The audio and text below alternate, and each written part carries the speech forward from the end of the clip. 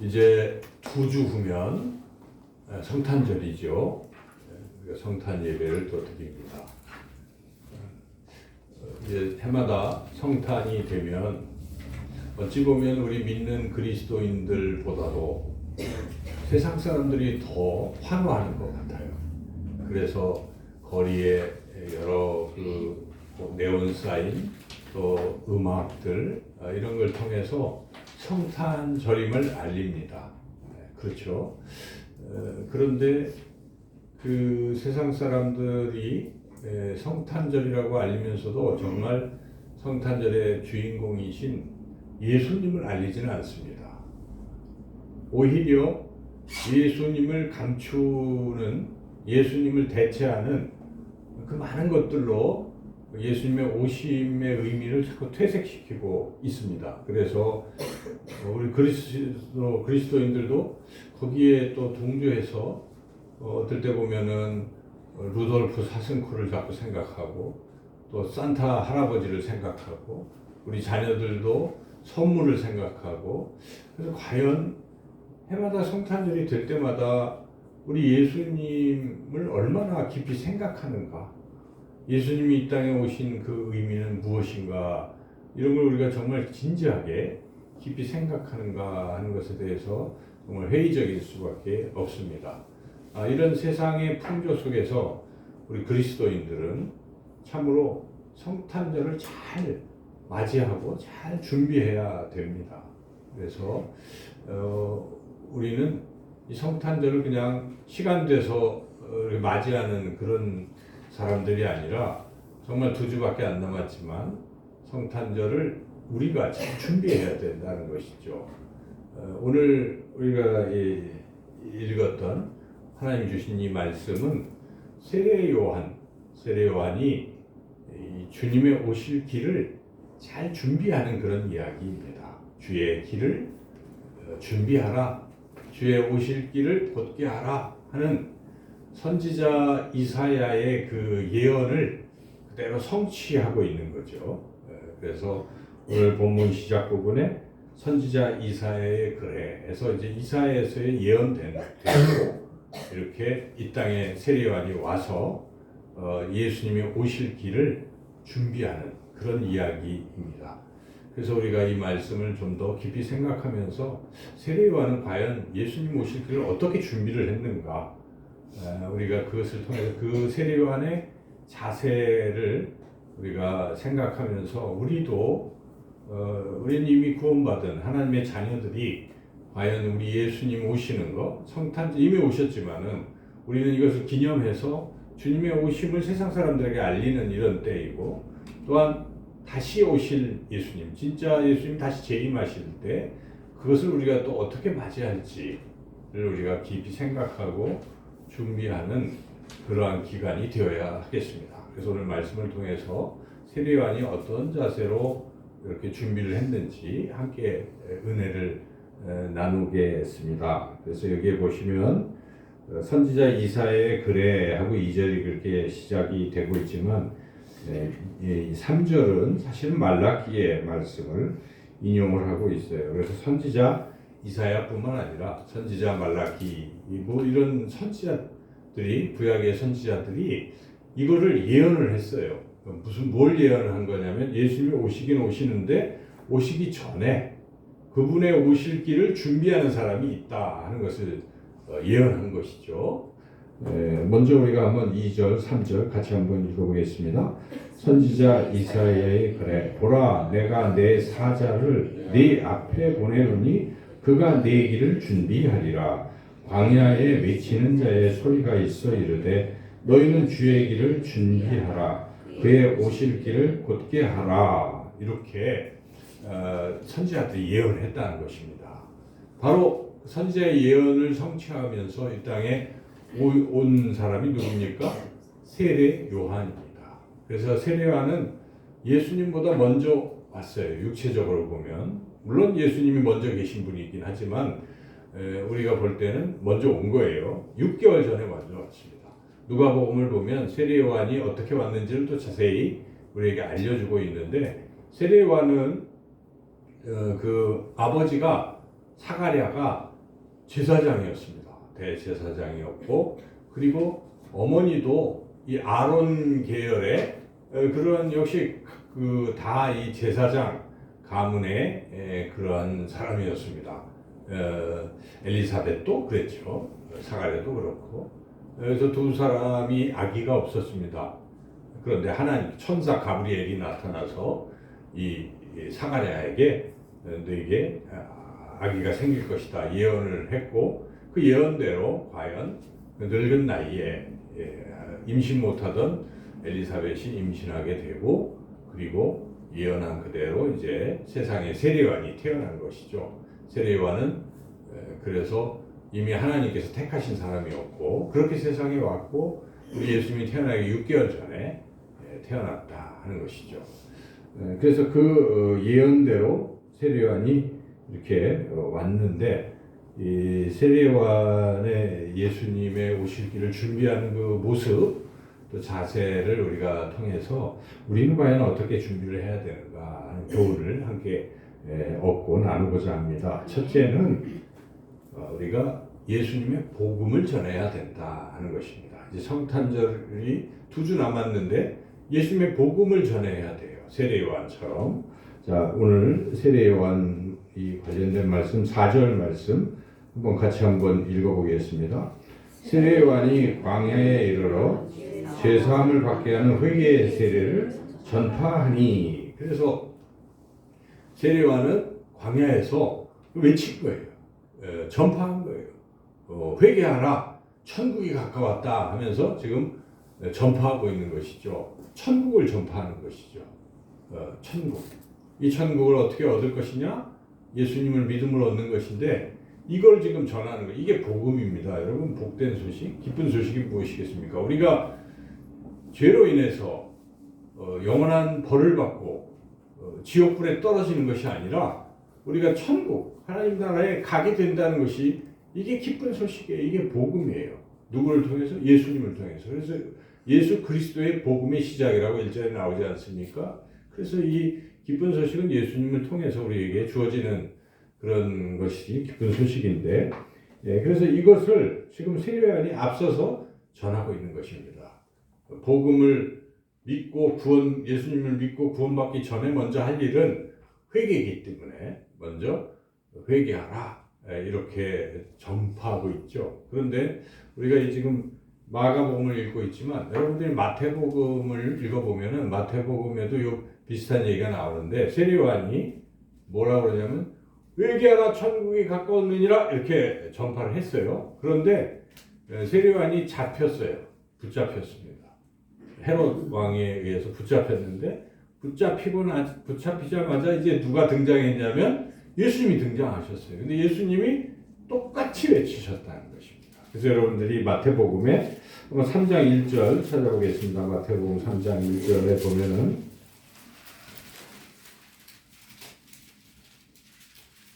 (3장 1절) 찾으셨으면 같이 한번 1절 2절 읽어보겠습니다.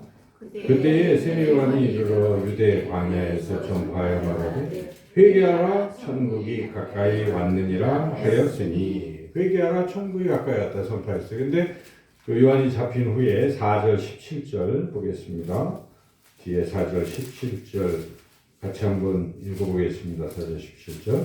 이때부터 예수께서 비로소 전파하여 이르되 회개하라, 천국이 가까이 왔느니라 하였습니다. 똑같지 않습니까? 그러니까 세례요한이 앞서서 전한 거예요. 근데 그 전한 내용이 바로 복음인 것입니다. 예수님의 복음을 전하는 것이고, 그리고 이어서 예수님이 복음을 전파하셨다 하는 것이죠. 그렇다면 우리가 이 성탄절에 뭘 해야 되겠는가? 우리도 복음을 전해야 돼요. 여러분, 그렇지 않습니까? 제일 중요한 게 복음을 전하는 것입니다. 성탄절에 세상 사람들은 이 의미를 모르고 있습니다. 모르니까 루돌프, 산타클로스, 무슨 크리스마스 추리 이런 거 하지 않습니까? 그래서 사실 우리가 성탄절에 크리스마스 추리하는 것도 저는 그 별로 좀 그렇게 반대로 생각했어요. 왜냐하면 그거 자꾸 쳐다보다 보면 예수님을 생각하는 게 좀 줄어들 수 있습니다. 그래서 우리는 오직 예수 그리스도에게 초점을 맞춰야 되는데 우리가 이 성탄절에도 세상에 자꾸 묻히면 거기에 휩싸이다 보면은 예수님을 전하지를 못해요. 너무 그쪽이 세니까 다른 것들이. 그래서 그렇지만 우리는 예수 그리스도를 전할 수 있는 절호의 찬스라고 생각해야 합니다. 평소에 말 붙이기 어려워도 성탄절에 메리 크리스마스로 인사할 수 있죠. 그러면서 이제 대화를 나눌 때 혹시 성탄절의 의미를 아시나요? 이렇게 물어볼 수 있어요. 할 수 있는 거죠. 계기가 되니까. 그러면 뭐 별 생각이 없을 거예요. 무슨 뜻인가요? 할 때 우리가 이제 풀어서 설명을 하면서 결국 예수 그리스도께서 이 땅에 우리의 죄를 사하시기 위해서 오신 것입니다. 하나님이 사람이 되신 날이 성탄절이에요. 그래서 우리가 죄에서 구원받기 때문에 너무 기쁜 날입니다. 왜 교회 다니는 사람들이 이렇게 즐거워 기쁜지 아십니까? 우리가 죄에서 죽음에서 구원받기 때문에 기뻐하는 것입니다라고 우리는 선포할 수가 있어야 돼요. 그가 구원을 받든 받아들이든 어쨌든 하는 부분은 우리 영역이 아닙니다. 근데 선포하는 건 우리의 영역이에요. 전파하는 자가 없으면 들을 수 없고 들을 수 없으면 믿을 수가 없는 것입니다. 구원에 이를 수가 없기 때문에 우리가 전해야 돼요. 우리가 안전하면 그들은 들을 기회가 전혀 없습니다. 그냥 또 해마다 성탄절에 즐기고 하는 것은 또 지나갈 것이기 때문에 우리가 반드시 전하는 기간으로 삼아야 되겠습니다. 저는 이번 12월 24일을 참 기대합니다. 믿지 않던 사람들이 우리 교회에 오는 날이니까 12구에 이어서 또 오잖아요. 근데 그때 무의미하게 우리 아이들이 갈고 닦은 것을 여기서 재롱잔치를 피고 또 그들이 교회 한번 들렸다는 것으로 그냥 그걸 끝낸다면 이게 참 잘못된 거라고 제가 기도하면서 생각했어요. 그래서 제가 복음을 전하려고 해요. 그래서 첫 번째부터 사람들은 와서 자기 자식들의 그 공연 보려고 온 것인 게 틀림없지만 그렇지만 왔어요. 시간은 우리한테 주어져 있습니다. 그래서 제가 앞에서 인사하면서 성탄절의 의미와 예수의 복음을 짧게 확실하게 전하려고 해요. 그리고 이제 공연하자고 이제 그렇게 전체를 주관하려고 합니다. 제 생각해 보니까 그걸 또 선생님들에게 다 맡겨버리면 장소 대여밖에 안 되잖아요. 그래서 모처럼 왔으니까 그 복음 전파의 절호의 찬스다. 제가 그렇게 생각했습니다. 이 말씀을 준비하면서 이거 해야 되겠다 하는 생각을 갖게 됐는데 그래서 우리는 이 성탄절에 우리가 할 일은 세례요한처럼 주의 길을 준비하는 게 무엇이겠습니까? 주님께서 그들의 마음에 들어가셔서 그들을 구원하시기 전에 우리가 그 길을 준비한다는 것은 복음을 전하는 것이라고 저는 믿습니다. 그래서 오늘 회개하라 천국이 가까웠느니라 회개의 세례를 전파했던 세례요한을 여러분 기억하시고 이번 성탄절 이 기간 동안에 우리 모두가 다 예수 그리스도의 피 묻은 십자가의 복음을 전파하는 그런 시간들 되시기를 축원합니다. 이제 우리가 또 뭘 해야 되겠습니까? 우리의 또 자세, 이런 복음을 전파할 때 우리의 삶의 모습이 어떠해야 되는가 하는 것은 일단 우리가 먼저 세상의 욕심을 내려놔야 된다 하는 것이죠. 세상 욕심을 내려놔야 이 복음 전파가 가능한 것입니다. 우리도 세상 사람들과 똑같은 욕심 속에 즐기고 쾌락과 향락 속에 있다면 전파하기가 참 어렵습니다. 오늘 이 세례요한의 모습을 한번 우리가 또 생각해 보죠. 4절 다시 한번 읽어보겠습니다. 세례요한이 광야에 이르러 죄 사함을 받게 하는 회개의 세례를 전파하니 6절도 읽어보겠습니다. 요한은 낙타 털옷을 입고 허리에 가죽띠를 띠고 메뚜기와 석청을 먹더라. 자, 이 모습 속에서 세례요한의 의식주는 어떠했는가 우리가 볼 수가 있어요. 먼저 세례요한의 집을 생각해 보십시오. 여러분 광야에 뭐 번듯한 집이 있겠습니까? 광야는 그들 그 이동하면서 짓는 텐트 같은 장막이라고 하죠. 광야에서 장막을 짓고 살았어요. 우리가 어디 놀러 가면 1박 2일 정도는 텐트에서 사는 것도 재밌고 하겠지만 계속 텐트에서 살려고 하면 여러분 쉽겠어요? 춥고 덥고 또 그러다가 불이라도 나면 피하지도 못하고 아주 좋지 않은 환경일 것입니다. 그런데 세례요한은 그러한 광야에서 지냈다는 것입니다. 세례요한 그렇게 지내지 않아도 됩니다. 아까 말씀드렸지만 세례요한의 아버지가 제사장이고 어머니도 그 가문이 당시에 제사장들은 굉장히 잘 살았어요. 사두개인들은 무지하게 잘 사는 거예요. 가장 권력층에 있었기 때문에 이 제사장들, 종교인들이 가장 잘 살았던 그 시기, 예수님 당시에. 그런데 세례요한은 그걸 거부한 거예요. 자기는 태어날 때부터 그렇게 하나님의 부르심을 받은 걸 생각한 것이고, 그래서 광야로 간 것입니다. 그런 거처를 그렇게 정했다는 걸 우리가 생각해 볼 필요가 있습니다. 그리고 뭘 입었습니까? 6절에 보니까 낙타 털옷을 입고, 낙타 털옷이라는 게 굉장히 따뜻하겠다, 좋겠다 이렇게 생각하겠지만 그냥 낙타 털옷이에요. 딱 한 벌이에요. 낙타 털옷. 그래서 더위 또 추위에 그걸 피하기 위해서 딱 한 벌 단벌옷만 입고 그냥 살아가는 것이죠. 근데 이 옷이라는 게 당시에 한번 생각해 보면 어떻습니까, 여러분? 옷이라는 게 우선 신분을 나타냅니다. 당시에 로마 군인들 또 이런 높은 사람들이 입는 것은 좀 다르지 않습니까? 딱 옷만 봐도 저 사람 굉장히 높은 사람이야. 이렇게 또 제사장들은 또 치렁치렁 뭘 이러잖아요. 신분을 나타내요, 옷이 결국은. 그런데 그런 신분도 그냥 낙타 털옷이기 때문에 자기가 제사장 가문이라는 걸 드러낼 수도 없는 것이고, 그냥 광야에서 마치 좀 이런 노숙자 같이 옷 한 벌 가지고 살아가는 그런 모습인 것이죠. 오늘날 이 옷이라는 거 어떻습니까? 너도 나도 옷에 신경을 쓰지 않습니까? 그 옷은 자기의 그 어떤 상태, 이 위치 이런 것도 나타내고 또 외모에서도 또 보완해 주는 것. 그래서 옷을 많이 신경을 써요. 이 TV를 보면은 방송들이 있잖아요. 그 광고 방송들. 근데 들어보면 대부분 옷 선전이 많이 나오는 것 같아요. 이렇게 입고 거기 있는 사람들이 막 보여주고 하잖아요. 그러니까 이 세상 사람들은 우리도 옷에 대해서 신경을 쓸 것입니다. 이만큼 그런 것에 많이 신경을 쓸 텐데, 세례요한은 그냥 낙타털 한 벌 입고 여기에 이제 허리띠에 가죽띠를 띈 것이 뭐 멋있어 보이겠지만 옷이 그냥 통짜니까 좀 이상하잖아요. 뭐 좀 여미는 정도의 허리띠 정도라고 생각하면 돼요. 그러니까 굉장히 단순하게 입고 살고 있다.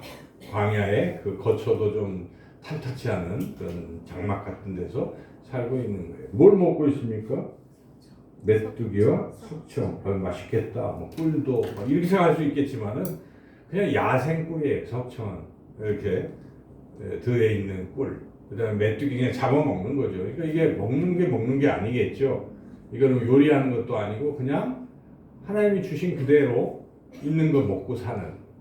그야말로 굉장히 그 단순하고 근검한 이제 그러한 모습을 우리가 볼 수가 있습니다. 이 모습을 보면서 우리 그리스도인들이 한번 여기에 자신의 삶을 비춰봐야 됩니다. 나는 어떤가? 내가 너무 어떤 좋은 집에 살려고 애를 쓰고 있는가? 또 나는 너무 또 옷에 지나칠 정도로 무슨 옷을 입어야 되죠. 벌거벗고 살 수 없지만 그러나 그리스도인들로서 그냥 무리하게 과도하게 이런 데 신경 쓰고 있고, 먹는 것도 그냥 요새는 10,000원짜리면 그냥 그것도 그냥 그거죠. 근데 막 또 과다하게 먹으려고 하거나 뭐 이런 것들을 우리가 좀 잘 생각해 봐야 되겠어요. 우리 그리스도인들은 더욱 좀 검소한 이런 삶을 살펴야 돼. 그런 이유가 뭐냐면 자꾸 그런 것을 지나치게 하다 보면요 거기에 골몰하게 되는 거예요. 의식주에 골몰하게 되는 거예요. 모든 초점이 거기 맞춰 있어요. 집이 오르나 안 오르나 맨 그것만 또 여러분 그렇게 생각할 수도 있고, 무슨 옷을 입을까, 무엇을 먹을까, 맨날 이 생각. 근데 그러다 보면 성탄절이 와도 예수님을 생각할 수 있겠습니까? 은혜를 우리가 잊어버릴 수도 있어요. 그래서 이런 것에서 자신이 절제할 수 있어야 된다 하는 것입니다. 그래서 이러한 것을 어떻게 보면은 일종의 욕심이라고도 볼 수 있어요. 세상의 물질적인 욕심들을 여러분 내려놔야 돼요. 이걸 안 내려놓고는 예수님을 우리가 제대로 모시고 살기 참 어렵습니다. 내 마음을 비워야 된다는 것이죠. 이런 세상 욕심으로부터 우리를 비울 때에 예수님이 내 안에 들어오실 수가 있고 나를 인도하실 수가 있습니다. 이런 얘기가 있어요. 어떤 원숭이가 이제 원숭이를 잡을 때 이런 방법을 쓴다고 합니다. 어디에 이런 통에다가 뭐 호두 같은 걸 이렇게 넣어놓는데요. 이제 통인데 어디 쑥 들어가는 데죠. 근데 거기에 원숭이가 와 호두다 하고 꺼내서 먹으려고 하잖아요. 근데 꺼내려고 하면 이게 주먹이 커져가지고 안 나오는 거예요. 그런데도 원숭이는 계속 그걸 먹으려고 놓으면 손을 빼는데 안 빼고 계속 하려고 하는 거예요. 그때 가서 그 원숭이를 이렇게 잡는 거죠. 네. 우리 인생도 그런 것입니다. 세상의 욕심에 우리가 사로잡혀서 그걸 자꾸 잡고 있으면 우리가 뺄 수가 없어요. 세상으로 또 우리가 빠져나올 수가 없는 것이면 세상에 묶여 있는 것이죠. 그러면 우리가 예수님을 모시고 예수님과 교제하고 동행하는 삶을 살기가 매우 어렵다 하는 것입니다. 그러므로 우리가 이 성탄절을 맞이해서 우리 복음을 더 잘 전파하고 하려면 이 세상적인 그 관심 이걸 자꾸 내려놓을 필요가 있습니다. 성탄절 되면 세상은 온갖 그런 것을 유혹할 것입니다. 저는 이게 다 사탄의 전략이라는 생각이 들어요. 사탄은 믿지 않는 사람들이 더 이상 예수님께로 나아가지 못하도록 다른 걸 자꾸 주는 거예요. 그렇지 않겠어요? 성탄절인데도 예수 그리스도가 사라지게 하는 것 누구의 그런 계략이겠습니까?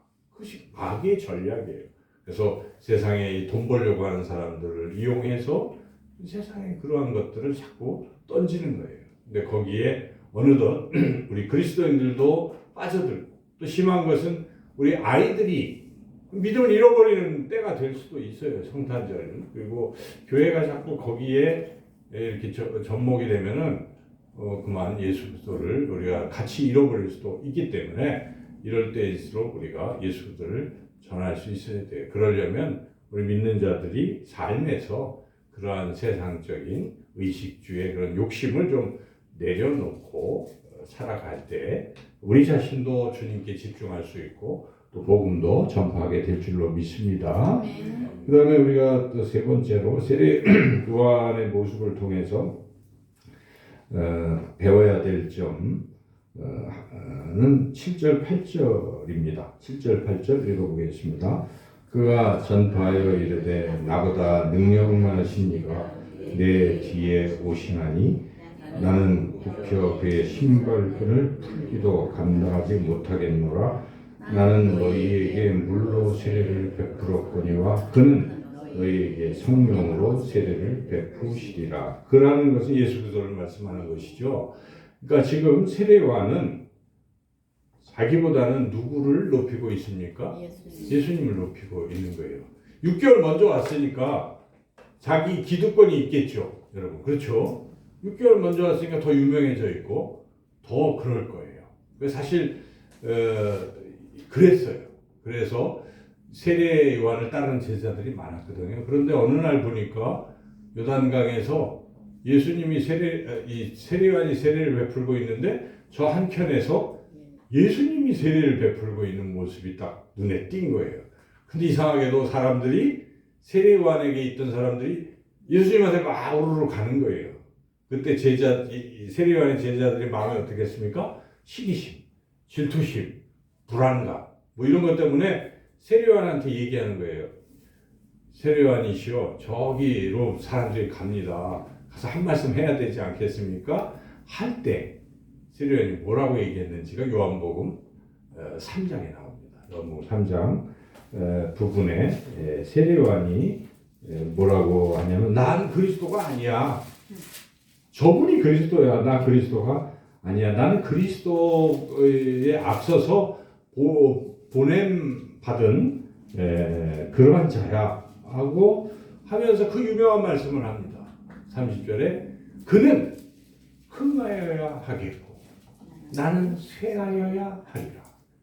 그는 더 유명해져야 하겠고 나는 점점 사라져야 되겠다 라고 세례 요한이 그 유명한 말씀을 한 것입니다.